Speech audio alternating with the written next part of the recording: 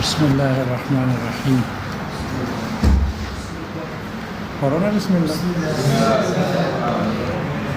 اللہم انفعنا بما علمتنا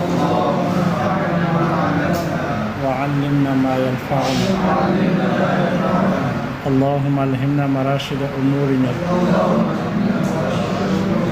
وقنا شرور انفسنا ربنا تقبل منا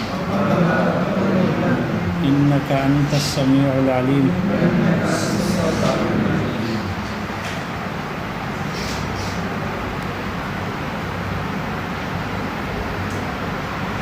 سبق یاد ہے بھائی؟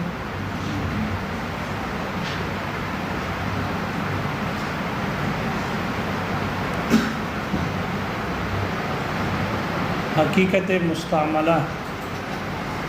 امام ابو حنیفہ رحمہ اللہ کے نزدیک اگر حقیقت پر عمل کرنا ممکن ہو اور مستعمل ہو تو حقیقت پر عمل کرنا اولا ہے مجاز پر عمل کرنے سے، جبکہ صاحبین حضرات کے نزدیک اگر اس لفظ کا مجاز متعارف ہے یا وہ مجاز عمومی مجاز ہے تو پھر مجاز پر عمل کرنا اولا ہے حقیقت پر عمل کرنے سے. مصنف کہتے ہیں کہ امام صاحب اور صاحبین کا یہ اختلاف ایک دوسرے اصل پر مبنی ہے،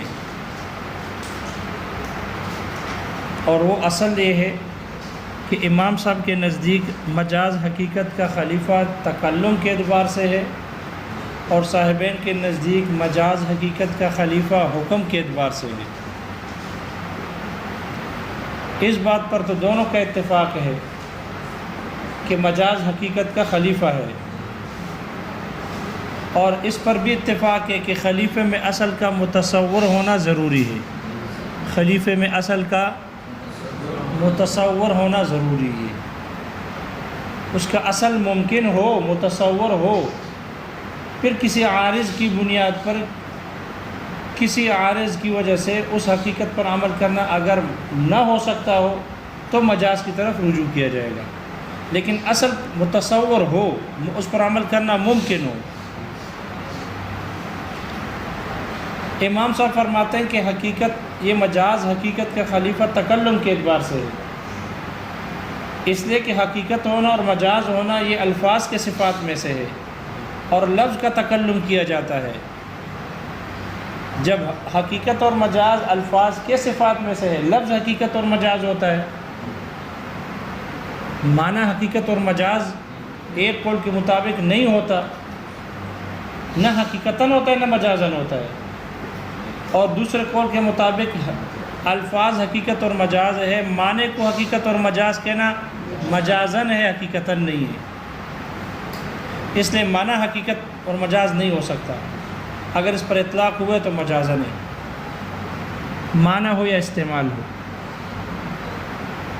اور تیسرا یہ کہ معنی حقیقتاً بھی مجاز اور حقیقت ہوتا ہے، اور استعمال بھی حقیقتاً ہوتا ہے.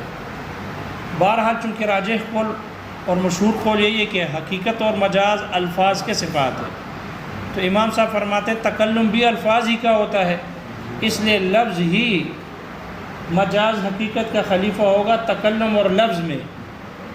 اس لیے ہم لفظ کو دیکھیں گے. اگر ترکیب نحویہ کے اعتبار سے اور کلام عربی کے اعتبار سے اگر وہ کلام درست ہے، پھر اس پر عمل نہ ہو سکتا ہو کسی عارض کی بنیاد پر، تو مجاز مراد لے لیا جائے گا، تاکہ عاقل بالغ کا کلام لغو نہ ہو. عاقل بالغ کا کلام لغو نہ ہو. صاحبین حضرات فرماتے ہیں کہ نہیں، مجاز حقیقت کا خلیفہ حکم کے اعتبار سے ہے، اس لیے کہ کلام خود مقصود نہیں، کلام مقصود تک پہنچنے کا ایک وسیلہ اور ذریعہ ہے.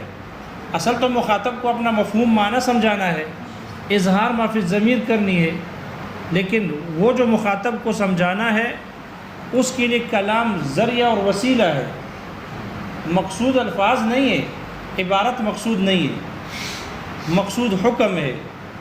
لہذا جب کلام میں مقصود حکم ہے تو پھر اعتبار بھی حکم کا ہوگا، الفاظ اور کلام کا نہیں ہوگا. اس لیے حضرات صاحبین فرماتے ہیں کہ مجاز حقیقت کا خلیفہ حکم کے اعتبار سے ہے، لفظ کے اعتبار سے نہیں ہے۔ لہذا ہم حکم کو دیکھیں گے، اگر کہیں پہ مجاز حکم درست بنتا ہو تو پھر ہم اس مجاز کو، اس لفظ کو حقیقی معنی سے مجاز بنا دیں گے۔ اگر کہیں حقیقی معنی کا حکم متصور نہ ہو تو پھر ہم اس سے مجاز بھی مراد نہیں لے سکیں گے، پھر مجاز مراد لینا بھی درست نہیں۔ دونوں کا ہمارا اختلاف ظاہر ہوگا مولا کے اس قول میں کہ جب مولا اپنے سے عمر میں بڑے آدمی کو کہے کہ ھذا ابنی، کیا کہے؟ ھذا ابنی، یہ میرا بیٹا ہے۔ خود مولا 15-20 سال کا، اور اس کو جس غلام کو اشارہ کر کے ابنی کہا ہے وہ 40-50-60 سال 70 سال کا ہے۔ اب 70 سال کا آدمی 20 سال والے کا بیٹا ہو سکتا ہے؟ نہیں ہو سکتا۔ امام صاحب فرماتے ہیں کلام ترکیب نحویہ اور عربی الفاظ تکلم کے اعتبار سے کلام بالکل ٹھیک ہے۔ تو امام صاحب کے نزدیک ترکیب نحویہ کے اعتبار سے اور کلام عربی کے اعتبار سے کلام درست ہو۔ دوسری شرط یہ کہ اس سے سمجھے جانے والا جو معنی ہے وہ مفہوم ہے وہ بھی درست ہو، وہ بھی کیا ہو؟ کلام بھی درست ہو ترکیب عربی کے اعتبار سے، نحوی کے اعتبار سے، اور اس سے سمجھا جانے والا معنی بھی درست ہو۔ اگر یہ دو باتیں ہیں پھر اس پر عمل کرنا ناممکن ہو تو مجاز ہوگا۔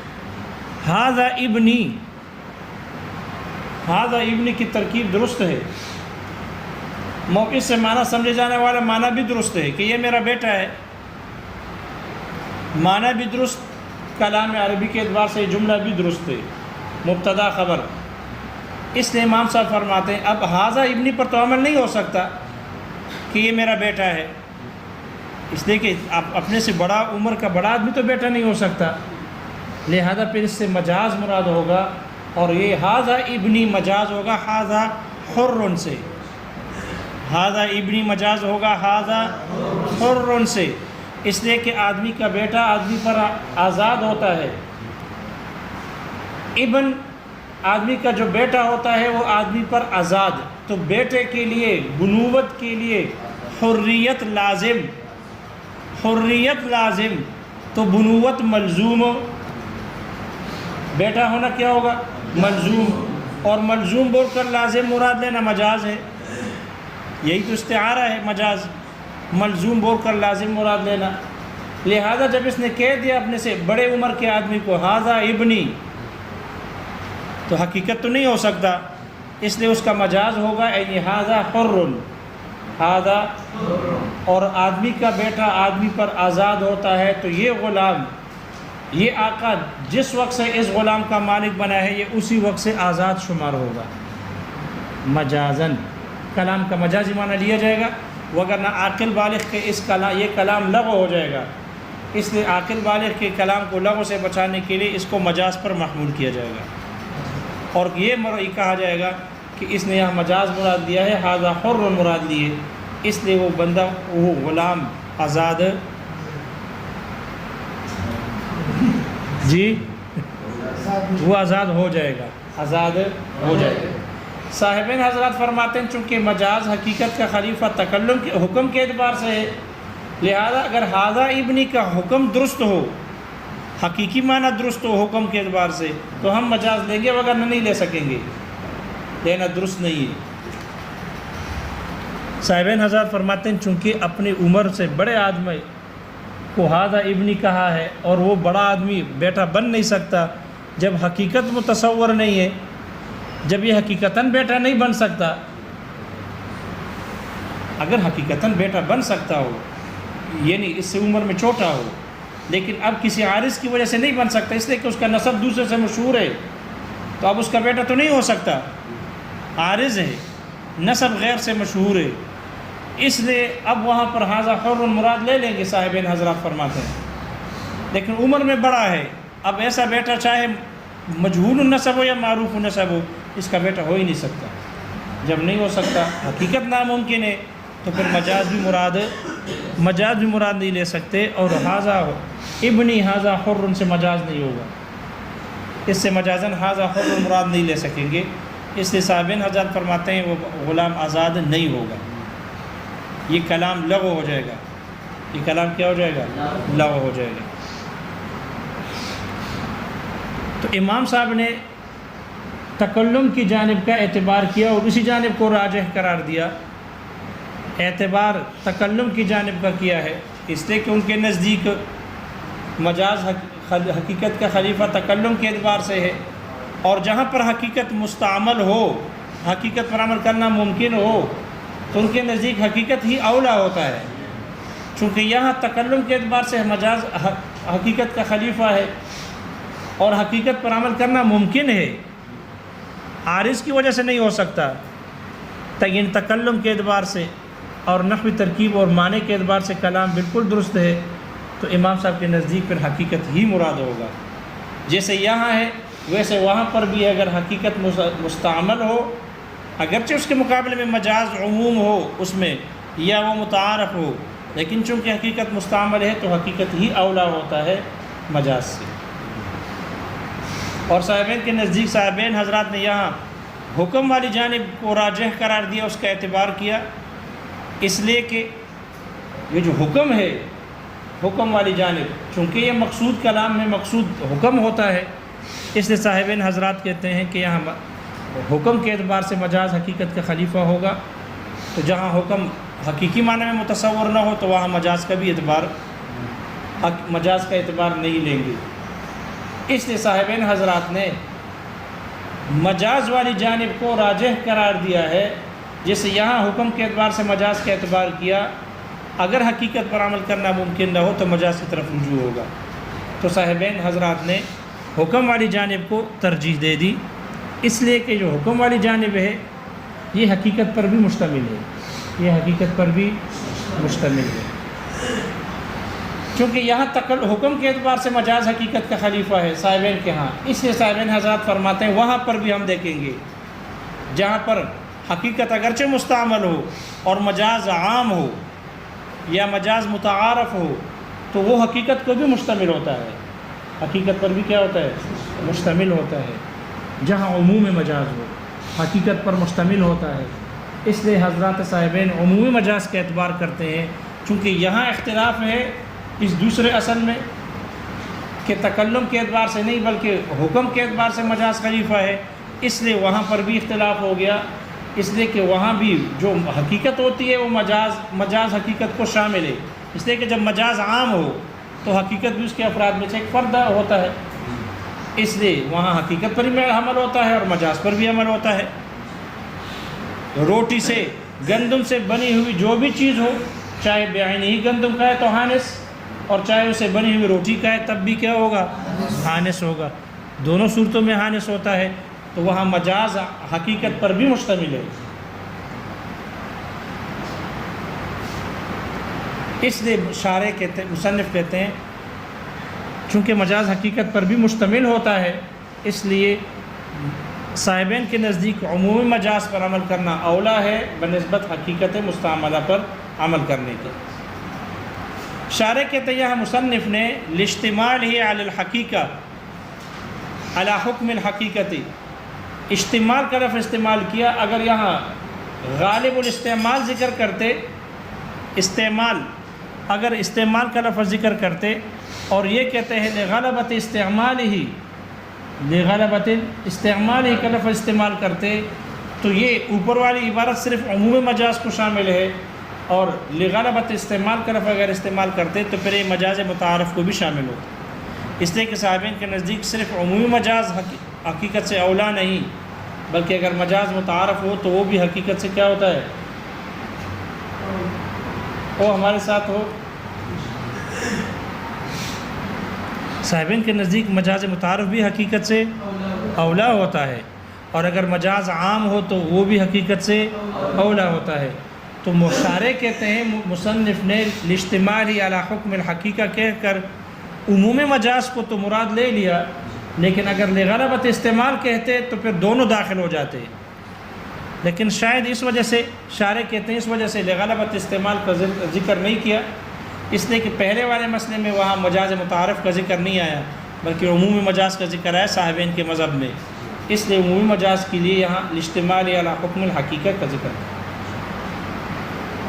خلاصہ یہ کہ حقیقت مجاز حقیقت کے خلیفہ امام صاحب کے نزدیک تکلم میں ہے، اور صاحبین کے نزدیک امام صاحب کے نزدیک صرف تکلم نہیں، صرف کلام عربی کے ترکیب نحوی کے اعتبار سے کلام کا درست ہونا ضروری کافی نہیں بلکہ اس سے سمجھا جانے والا معنی بھی ضروری ہے۔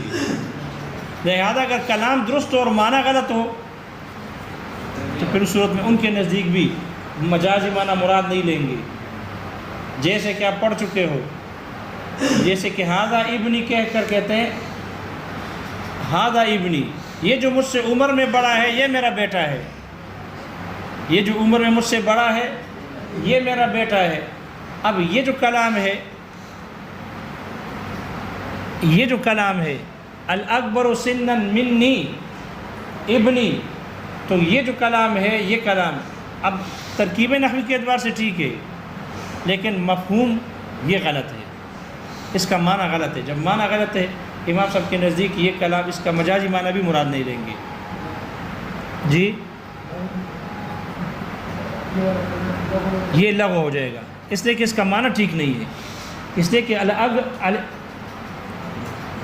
الاکبر سنا منی ہوا ابنی، تو یہ تو ترکیب کے اعتبار سے ٹھیک ہے، لیکن اس طرح کلام تو بیکار ہے، لغو ہے کہ مجھ سے عمر میں بڑا غلام جو ہے وہ میرا بیٹا ہے، تو یہ تو غلط ہے، یہ کیا ہے؟ غلط ہے، مفہوم غلط ہے۔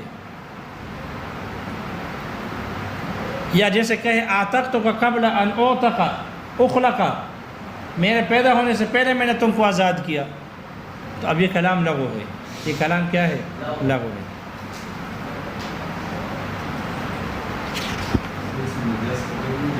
نہیں جا سکتے، اس لیے شارح کہتے ہیں کہ امام صاحب کے مذہب میں دو قول ہو گئے۔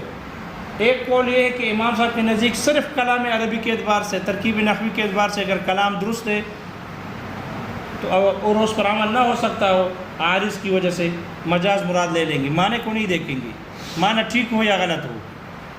ایک قول یہ ہے امام صاحب کے مذہب میں۔ دوسرا قول یہ ہے کہ امام صاحب کے نزدیک، جیسے آپ نور الانوار میں پڑھ چکے ہو، کہ انہوں نے رد کر دیا اس بات پر کہ جو فقہا یہ بات مراد لے رہے ہیں امام صاحب کے مذہب کا کہ صرف کلام ترکیب کے اعتبار سے اور لفظ کے اعتبار سے درست ہو، معنی ضروری نہیں، یہ بات غلط ہے، بلکہ اس کلام سے سمجھے جانے والا معنی بھی درست ہو۔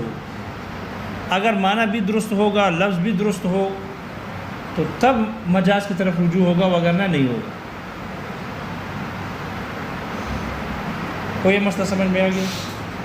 آگے مصنف رحمہ اللہ کچھ قرائن ذکر کریں گے، جن قرائن کی بنیاد پر حقیقت کو چھوڑ دیا جاتا ہے اور مجاز کی طرف رجوع کیا جائے گا۔ 5 قرینے ذکر کیے، 5 دلالتیں ہیں، قرائن ہیں جن کی بنیاد پر حقیقت متروک ہو جاتی ہے اور مجاز کی طرف رجوع کیا جاتا ہے۔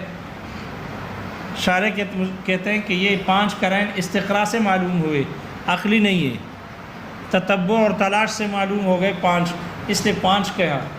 اس لیے بعض حضرات نے یہ 5 جو ہے امام صاحب کے نزدیک ہے، صاحبین کے نزدیک 5 سے اور بھی زیادہ ہے۔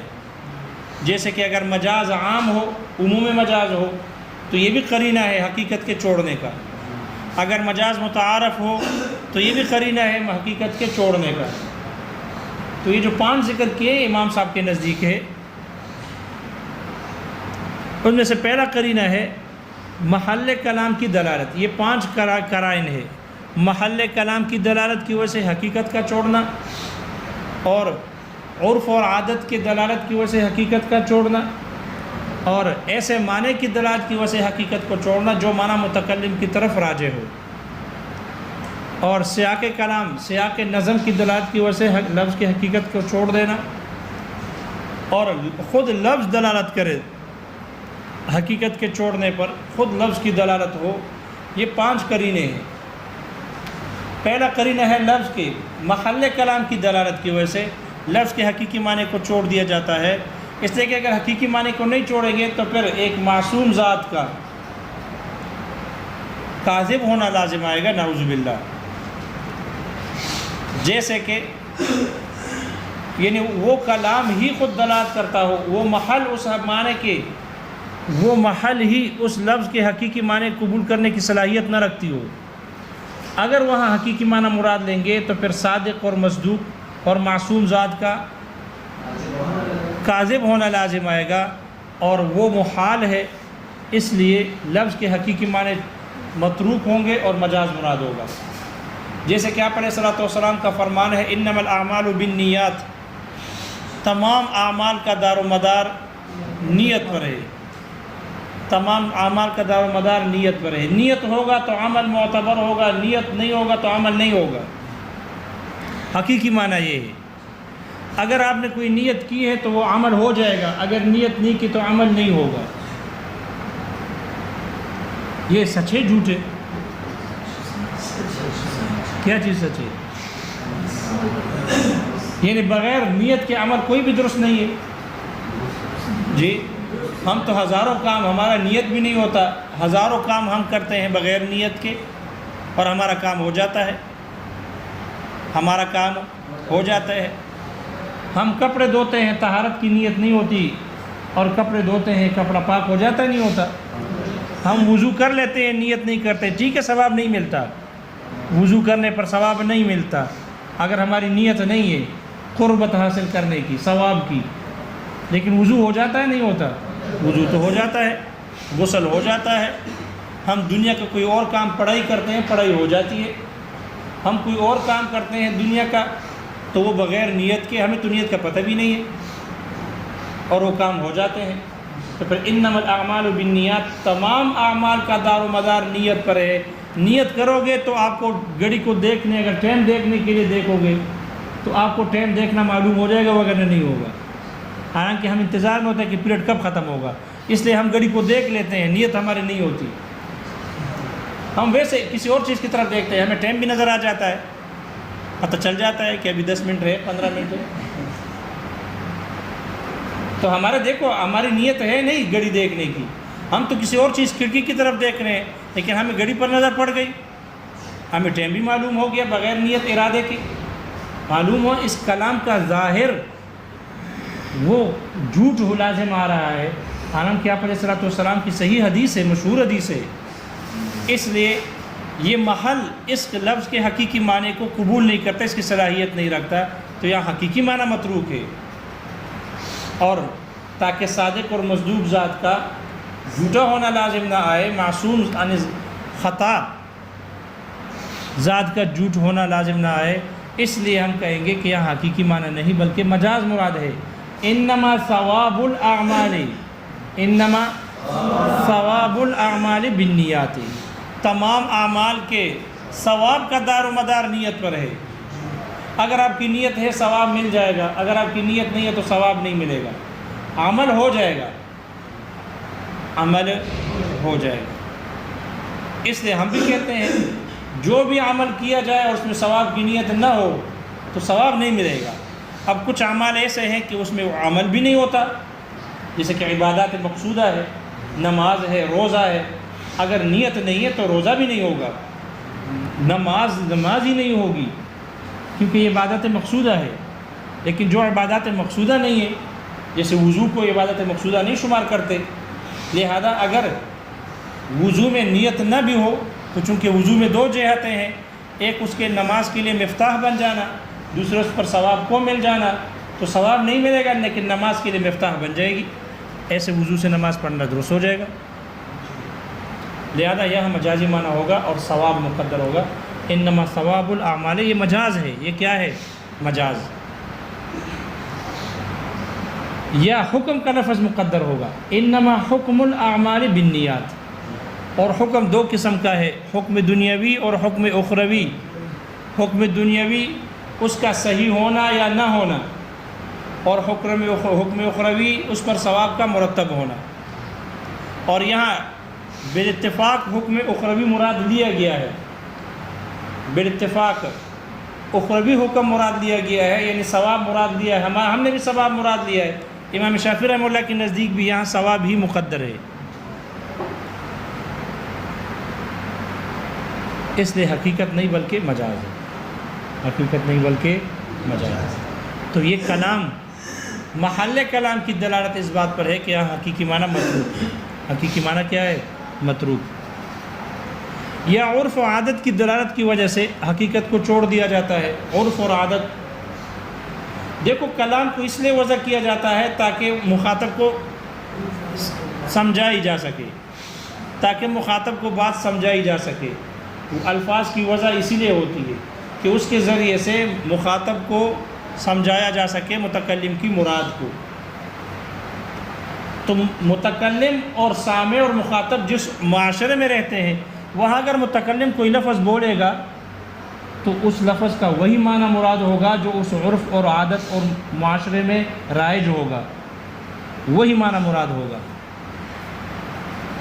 اگر اس کا کوئی اور معنی ہو تو وہ معنی مراد نہیں ہوگا، چاہے وہ لغتاً ہو یا وہ عرفاً ہو، کیونکہ عرف و عادت کی بات ہے، اس لیے لغوی معنی مراد نہیں ہوگا، بلکہ عرف و عادت میں وہ لفظ جس معنی میں مستعمل ہو وہی معنی مراد ہوگا جو عرف میں سمجھا جائے گا۔